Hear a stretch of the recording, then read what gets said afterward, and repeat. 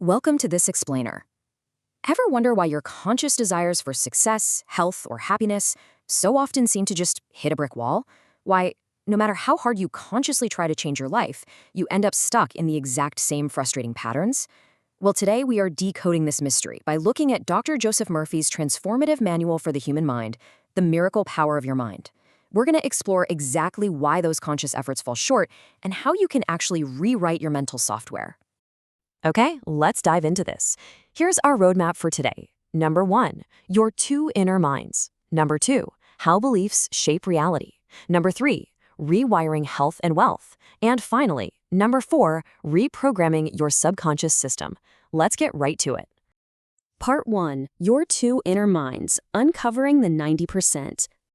To really grasp Dr. Murphy's blueprint, you gotta think of your mind as this incredibly powerful operating system.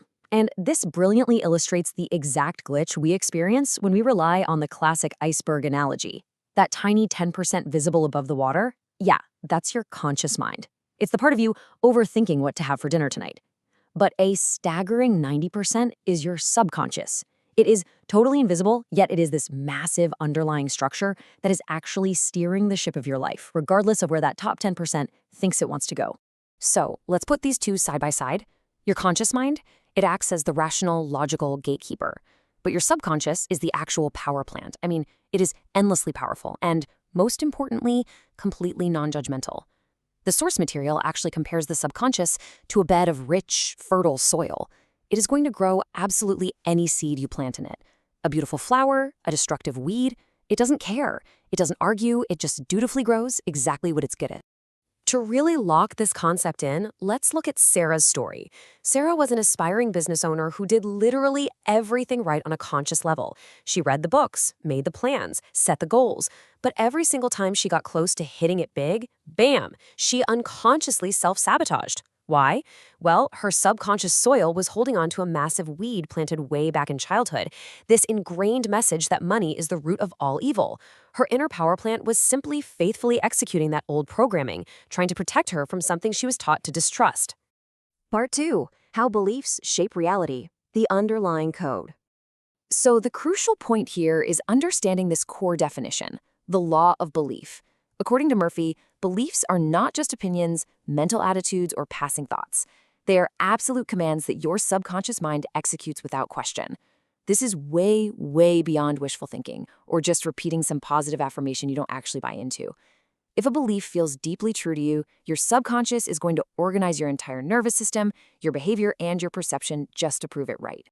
Take James, for example, a university student carrying around 15 years of crippling math anxiety. Now, this absolute command wasn't based on some innate lack of intelligence, not at all.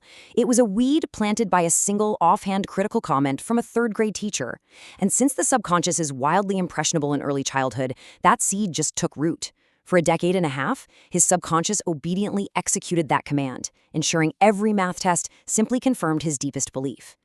But look at this incredibly powerful quote from the text: "Whatever you believe with feeling and conviction becomes your reality."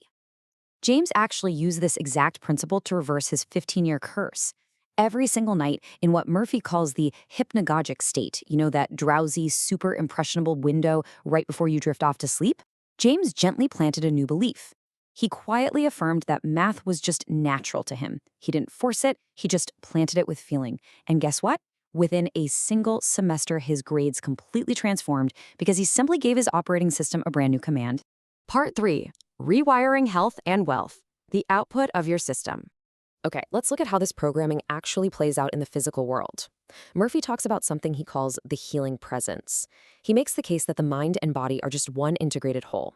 Your subconscious governs every autonomic function, every cell, every organ. It possesses this innate restorative intelligence. The source shares this fascinating case of a man with arthritis who was basically told there were no medical solutions left. But by engaging this mind-body connection through really relaxed, deeply felt visualization every night, affirming that his cells were vibrant and whole, he reported dramatic, progressive improvement. He consciously directed his subconscious to do what it does best, which is heal. Now, shifting gears from our physical health to our bank accounts, we hit this concept of the prosperity thermostat. This is basically your subconscious financial set point, usually locked in during early childhood conditioning. It dictates exactly what level of abundance actually feels normal and safe to your deep mind. And here's the frustrating truth. No matter how incredibly hard you work consciously, if your internal thermostat is set to struggle, your subconscious will find highly creative ways to drag you right back to a state of struggle. It's exactly like a room's thermostat kicking on to return to its set temperature. Which brings us to Murphy's pretty stark rule here. Wealth is a state of mind. Poverty is a state of mind. If you want to reset a low prosperity thermostat, you can't just obsess over dollar amounts or stare at vision boards. You actually have to change the fundamental frequency of your mind. Murphy argues that genuine gratitude for what you already have is the exact frequency needed to reset this thermostat. When a mind is genuinely saturated with gratitude, it shifts completely out of lack mode and begins to perceive and attract entirely new opportunities. Let's move to and see how this builds into part 4, reprogramming your subconscious system, the debugging manual. All right, here is where the theory becomes practice. This is Murphy's specific step-by-step technique, often called the art of scientific prayer. Step 1, deep relaxation. You absolutely must quiet down that critical, analytical conscious mind first. It acts as a gateway.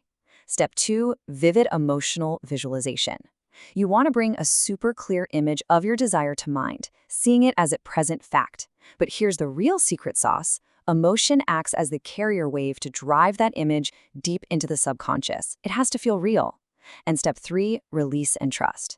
Once you plant that seed, you've got to let it go. You can't be anxiously digging it up every single day to check if it's growing. Let's see these exact steps play out in the story of a struggling writer. For years 1 through 3, it was nothing but constant rejections and total defeat. But then, she started applying Murphy's debugging method. Every single night, she'd get deeply relaxed, vividly imagine holding her published book, attach intense feelings of pride and gratitude to that image, and then just release it into sleep. By month 5, she gets a completely unexpected introduction to an editor. By month 11, she signed a publishing contract. Her conscious mind firmly planted the seed, and her subconscious found a route she never could have foreseen. But listen, we really need to address the bugs in this system. The source strongly warns about 3 negative patterns that act exactly like subconscious malware, literal viruses on your mental hard drive: fear, guilt, and resentment. You can do all the visualization in the world, but carrying these around is like needing Norton antivirus for your soul. It's like trying to drive a sports car with a handbrake firmly yanked up. They will neutralize your positive efforts every single time. Murphy even noted a case of a guy who couldn't keep a job in any industry. Why? Because a deep, completely unaddressed resentment toward an old boss was continuously poisoning his present opportunities. Now, what's really interesting about this slide is the profound question it raises. How do we actually dissolve these subconscious blocks permanently? I mean, if fear, guilt, and resentment are this destructive malware, how do we possibly wipe our hard drive clean so our new programming can actually take root? The answer lies in Murphy's radical self-forgiveness formula. I fully and freely release. I forgive you completely. I am free and you are free. All is well. And look, this isn't just about taking the moral high ground or being a nice person. It is a mechanical requirement for your mental operating system. Clearing this ground, deeply forgiving yourself for past mistakes, and totally releasing others is absolutely required before new seeds can actually grow. You simply have to clear out the weeds to plant the flowers. Which brings us to our final slide and a really provocative question to leave you with. Who is writing your story right now? Remember, you are not a fixed person, and your current circumstances, they're definitely not your destiny. The beliefs running your subconscious operating system right now were very likely written by someone else. A parent, a teacher, a past failure, or society at large. And you have simply been living out their software ever since. So I challenge you, stop living out that old programming. Tonight, right before you go to sleep, tap into that incredibly powerful 90% and start planting a brand new seed.